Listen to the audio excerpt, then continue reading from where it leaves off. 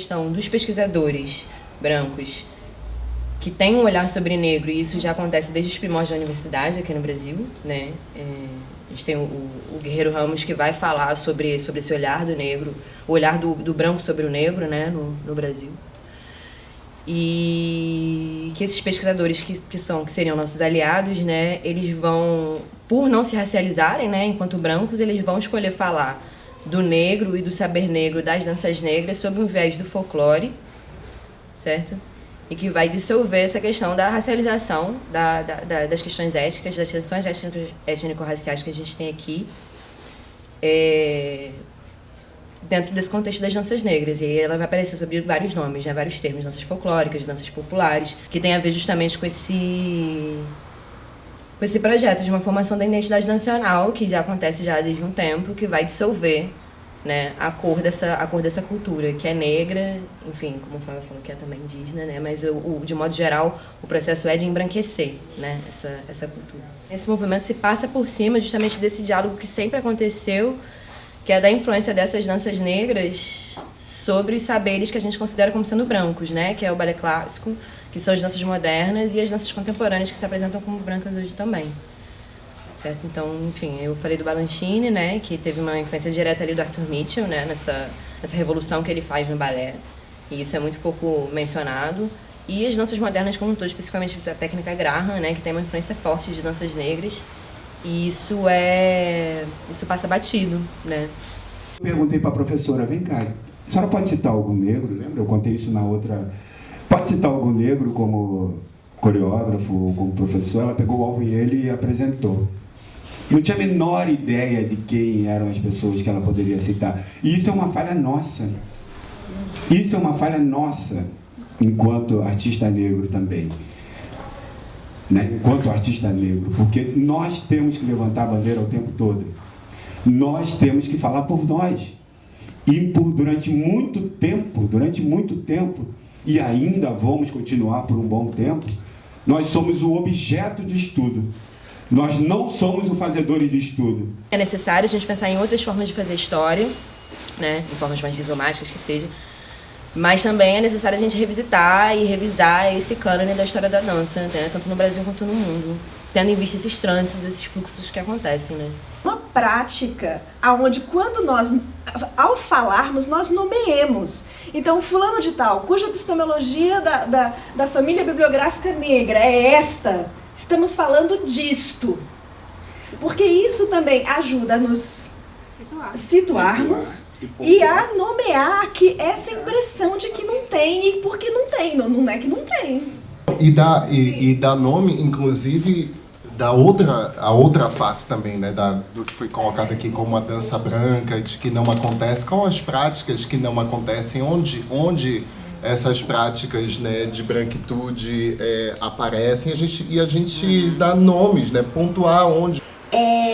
Dentro da dança também, tipo, eu sempre gostei de dançar desde que era pequenininha, e eu acho que assim, sempre o que me foi apresentado foi jazz, balé, e eu não sabia que existiam as outras danças, sabe? Tipo, eu sempre achei que pra eu poder ser uma bailarina eu tinha que fazer alguma dança dessa, tipo balé, ou jazz, ou qualquer dança, até street, mas street era uma dança, tipo, dos Estados Unidos, sabe? Então, tipo, não me reconhecia muito dentro. E eu só consegui me reconhecer mais também depois que eu fui pra dentro da Imperatriz, que eu comecei a sambar. E eu achei, tipo, muito, sei lá, novo pra mim, que eu comecei a ver além disso, sabe? Não que eu não goste de balé, eu amo balé, mas, cara, faltava alguma coisa, sabe? Faltava alguma coisa que eu estivesse lá. Eu acho que a gente sempre é apresentado por essas coisas, sabe? Tipo, a gente sempre é apresentado por danças europeias, por coisas europeias, por as coisas que... Até hoje, como o branco tem esse lugar, sabe? A gente sempre é apresentado por essas coisas e a gente não vê além disso, porque é uma tentativa muito grande de apagar a nossa memória e apagar a nossa história. E eu acho que dentro desses espaços também, como ele estava dizendo, que a gente tem que entrar, porque se estão apresentando pra gente, a gente tem que estar lá dentro. Tipo, no balé, eu não vejo bailarina negra. Bailarina de balé clássico é a minoria que eu vejo que é negra ou que entra pra companhia de dança famosa. E quando eu falei com a minha mãe, eu falei assim, mãe, eu não sei, eu tô pensando em entrar pra alguma coisa, entrar pra alguma companhia. Minha mãe falou assim, sabe, tu vai ter que lutar muito, né? Porque lá não é lugar de negro. Porque lá não tem esse espaço, não tem essa abertura. Eles procuram a bailarina com aquele estereótipo de magra, branca, do cabelo lisinho, que dá pra fazer o coque direitinho. E eu acho que é isso, eu acho que é a gente tentar se reconhecer e tentar invadir mais esses espaços também. A gente não quer mais pegar pegar um clássico, pegar um autor branco, sabe? Uma história branca, porque a gente está vivendo um outro momento. A gente tem que, ou se pegar, tem que subverter essa parada, tem que pegar e contar do ritmo que a gente está vivendo agora, entendeu? É a gente que tem que fazer, é a gente que vai ter que se unir, vai ter que arrumar tempo, vai ter que conversar, vai ter que encarar mesmo esse propósito. Porque eu faço parte da Martins Pena, tive a honra de ter a Carmen lá na Semana Pedagógica. A Semana Pedagógica, a gente conversou muito sobre isso, porque aqui a Martins Pena é pequenininho, e agora que eu estou indo para a universidade, que é enorme, é macro, eu consegui ver os problemas pequenininho, tá no sistema. Aqui a gente não tem, o lugar é pequeno, mas a gente já consegue ver o reflexo do que é a nossa sociedade, do que estão querendo fazer com a gente, entendeu?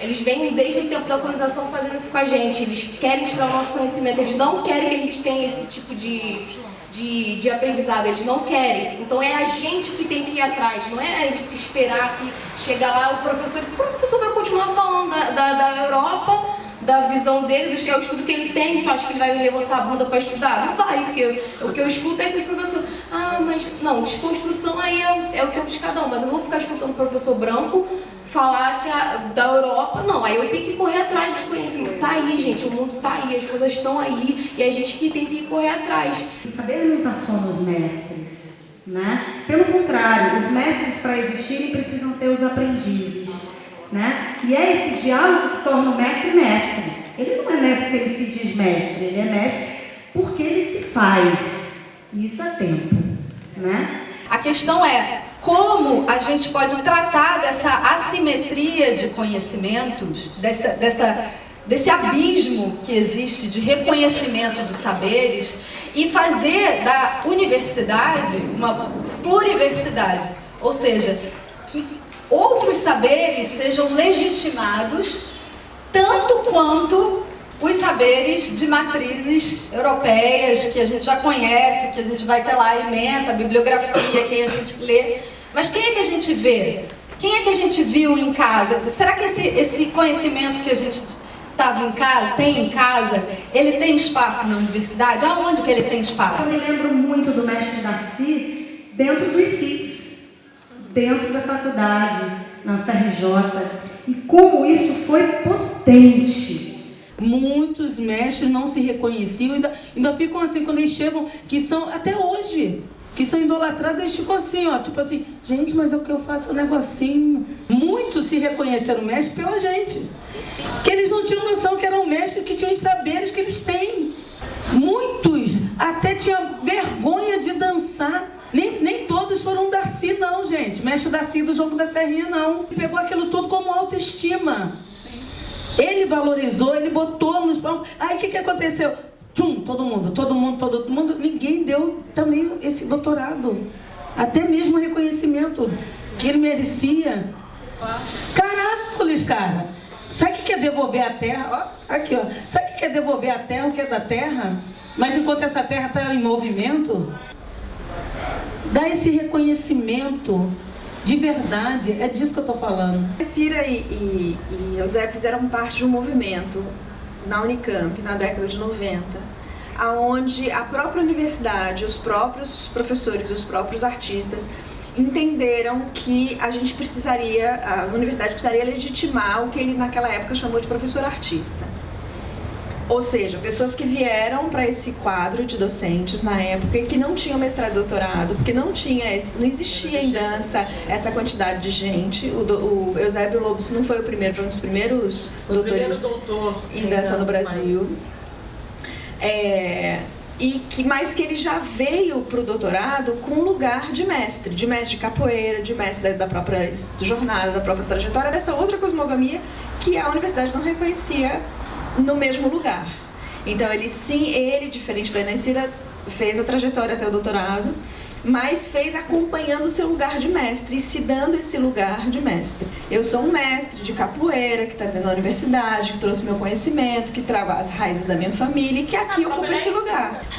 Naquele tempo, ao serem assim nomeados como professores artistas e Inaicira fez a trajetória dentro da universidade, Eusébio já tinha, isso foi sendo legitimado dentro do lugar. Somos professores artistas, portanto temos uma trajetória equivalente à universidade, mas não assim nomeada pela universidade, vamos dialogar com a universidade. Depois deles, o que vieram foram outras artistas da dança, que fizeram mestrado, que fizeram doutorado e que se tornaram docentes. Outros mestres não surgiram naquele contexto do Departamento de Artes Corporais. Gente, é só um toque. Passo a passo vem dando a mão. Muitos meus não estão nem conseguindo mais pisar. Só deixaram marcas. Como foi dito, João Grande, quanto tempo está lá? Que título ele tem? João Pequeno já foi. É disso que eu estou falando. Porque essa história eu já vi, gente. Eu já vi essa história. A academia tem que reconhecer. A academia tem que reconhecer. Essa ocupação eu acho que é mais do que legítima que você reivindica, que o movimento negro reivindica. Então eu acho que a gente tem que partir para a concretude das ações. Então eu sou uma das pessoas que não sou da universidade, não sou uma acadêmica, me sinto nesse lugar porque trabalho com as danças populares, me sinto nesse lugar também de invisibilidade, no sentido de que eu tenho uma prática, inclusive da própria militância, de vida, mas que não tem um reconhecimento acadêmico, e nos momentos em que eu tento, eu sempre sinto muita dificuldade, não é nem resistência, eu sinto dificuldade de dialogar com esse sistema enrijecido da academia. Porque a gente vai para a academia, a gente não encontra o espaço. Eu não tive nenhuma disciplina, a não ser folclore, né, que trouxesse um pouco esse lugar dos saberes ancestrais, dos saberes afro, dos saberes indígenas, né? Então, quando eu me formei, eu fiquei completamente perdida no Rio de Janeiro. Eu precisei voltar para o Maranhão. E aí eu fiquei lá 2 anos de novo, me formando. Né? Quando fala dessas matérias, dessas disciplinas, né, podem ser chamadas, para elas serem fixas na universidade, né? Como um inglês que é fixo na escola, mas pô, seria muito melhor a gente aprender espanhol, porque nossos vizinhos falam espanhol. Ou o balé que é fixo na nossa grade, mas a gente não tem cultura popular, né? A gente vai ter que fazer plié, mas não vai saber dar uma puxada no cavalo marinho, um mergulhão. Todos os cursos de graduação das universidades federais têm que ter pelo menos 20% da sua carga horária total de disciplinas de extensão. Isso é obrigatório, ok? Isso é uma resolução do MEC. Então, essa, por exemplo, esse pode ser um caminho bom que vocês podem se basear para poder criar um movimento e uma mobilização e transformar esses 20% nas referências que vocês acham que são demandas de vocês. Eu aprendi muito a repensar o espaço da universidade pela extensão. Eu acho que a gente faz as coisas mais incríveis, inclusive, que eu faço como professor, às vezes eu acho que eu fiz com a extensão. Eu acho que essas disciplinas, elas ainda devem entrar um dia como obrigatórias, sabe? Porque se a europeia porque a nossa não, sabe? Não pode ser. Como é que a gente pode criar algum meio para que isso seja fixo sem ser um processo de fazer uma graduação, um doutorado, um mestrado, para poder dar aula na universidade, entendeu?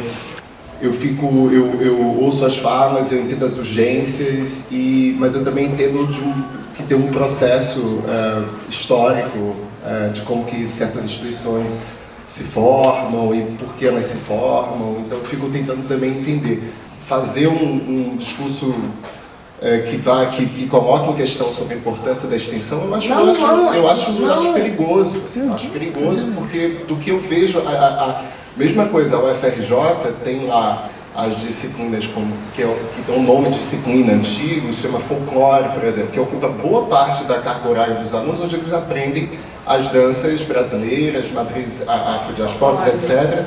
E tem uma professora que não está na disciplina de folclore, mas está nas disciplinas de técnica, que tem lá A, B, C, D, F, até técnica F, que é a professora Tatiana Damasceno, por exemplo, que ela trabalha com as referências, a Tatiana, que é do fundamento, a Kátia também, que é do fundamento, e trabalha na disciplina de videodança. Então eu fico pensando assim, tipo, é sobre disciplina ou é sobre as referências que nós usamos? Eu, branca, quero pensar diferente. Então, Patrícia Collins está me ajudando a desconstruir todos os meus neurônios sobre uma outra cosmogonia de pensamento. Está me ensinando a pensar diferente. Então, por que não a gente aqui no plural mesmo, se não só buscar nossas fontes, mas se oportunizar a pensar diferente com elas? Porque, de fato, as disciplinas vão mudar e as referências precisam estar vistas, na verdade. Eu acho que não só os mecanismos não disciplinares ou indisciplinados, mas uma vez que eu posso pensar diferente, eu dou a ver outras coisas. Eu acho que é uma conversa mesmo de não só do nome e não só do modo como pedagogicamente as coisas estão construídas, mas como dar nome a isso que está invisível, que é a principal pergunta dessa residência. Como dar nome ao que não aparece? É uma pergunta, porque não tem uma resposta, né? O que eu estou sentindo falta, e o que eu acho que talvez fortaleça esse movimento, é de criar, que saia uma proposta, que saia um movimento integrado das instituições de ensino, pesquisa e extensão, aquelas que são as chamadas instituições legitimadas e as outras instituições também, que saia um movimento integrado e um movimento único não no sentido de automático, não no sentido de robotizado, único no sentido de unidade política. Eu penso que isso só é possível a partir de um espaço de dialogia. Eu não me lembro da gente ter criado uma rede de instituições que pudesse, dessa rede, eclodir um movimento para chegar até o Ministério da Educação. A gente não fez isso ainda. A gente fez, sim, isoladamente. As instituições chamaram os mestres.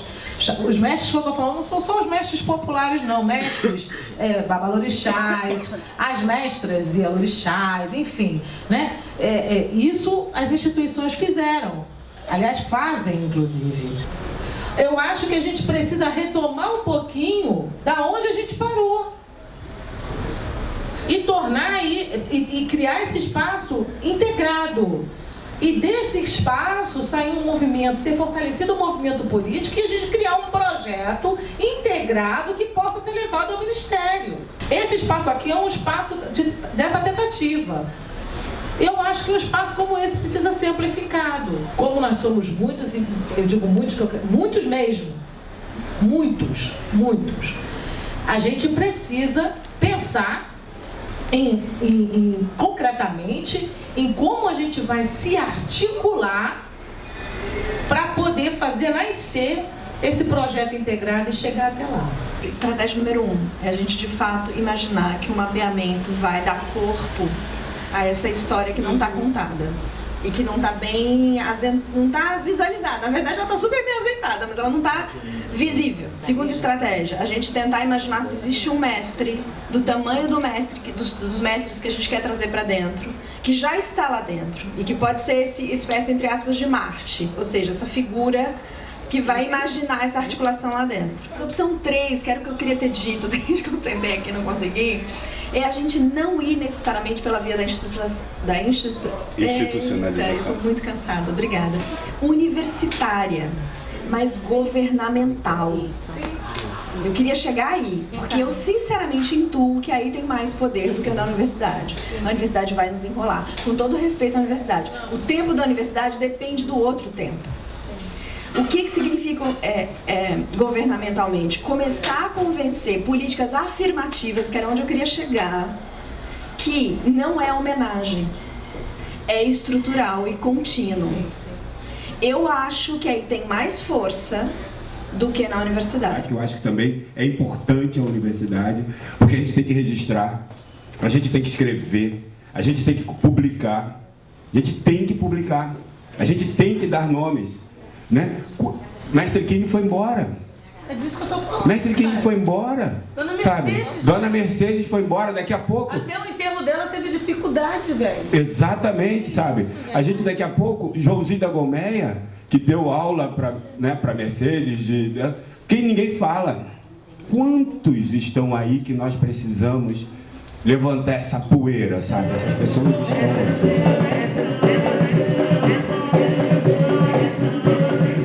Quem não conhece Charles Nelson, professor de dança arte. Quando A gente se juntou aqui cada... pra te ver. E aí eu falei falou pra todo ele, a sinopse do... eu falei pra ele, você não sabe quem eu sou, mas eu sei quem você é. Você é Charles Nelson. E aí você não é qualquer um. Gente, então, desculpa atrapalhar. Bom dia, boa tarde, prazerzão. Achei no projeto. Obrigado, muito obrigado. A história está aí, a gente tem que ter a sagacidade, a memória está aí, a sagacidade de puxar o fio. Existe um projeto de apagamento das coisas que já estão aí, né? Então é essa sabedoria da gente trazer os nossos ancestrais, que eles estão junto com a gente, eles estão aí, eles são parceiros, o Charles Nelson acabou de passar aqui. É esse o motivo pelo qual a gente está aqui nesse espaço, e isso foi escolhido, para que esse encontro se desse, para que isso fosse possível. E uma outra coisa que eu queria deixar registrada é o meu agradecimento, porque eu, como não podia dar muita coisa, tentei dar estrutura, mas o meu agradecimento a todos os pesquisadores, a esse espaço, a todo mundo que está aqui, porque eu sei que o que cada um está recebendo não corresponde ao valor que cada um tem e que cada um está se doando aqui, para estar aqui, porque é um luxo sim a gente poder estar aqui conversando sobre essas coisas numa sexta-feira de tarde, que a gente vai ali almoçar e depois volta. Então eu queria deixar registrado que essa doação que vocês estão fazendo de tempo, de investimento, de vida, que é o mais caro, que não, é impagável, não tem valor para isso, que é muito importante para mim e que para mim assim sei lá, é um presentaço, assim. Faz sentido ter passado mais de um ano para conseguir fazer isso aqui que a gente está fazendo agora. Mais de um ano, porque esse recurso, que foi 13 mil reais que o Instituto Gates deu, o ano passado, a gente está ralando desde então para fazer isso tudo ser possível. Então, assim, é disso também que a gente está falando, assim, né? Como é que a gente faz esse espaço se a gente tem o fôlego de continuar fazendo? O fôlego. E eu não quero... E mais um registro, eu estou falando isso, não é para me dar crédito, não. Porque também é um lugar da branquitude, esse que dá estrutura e depois pede o crédito. Eu aprendi lá numa mesa sobre branquitude, que só tinha negro, tinha eu e a Isabel Veiga, que não está aqui, que a gente também tem que aprender a fazer isso. Não é a gente que proporciona a estrutura. A gente vai junto com a estrutura e o valor está aqui, ó. O valor está aqui. E é isso, velho. Tem que sair correndo do trabalho para tentar chegar no horário. Como a Valéria falou, né? Eu ia vir com uma camisa assim, eu sou artista. Eu ia vir com a camisa que eu digo assim, eu sou artista, né? Mas preciso comer, sobreviver. Porque...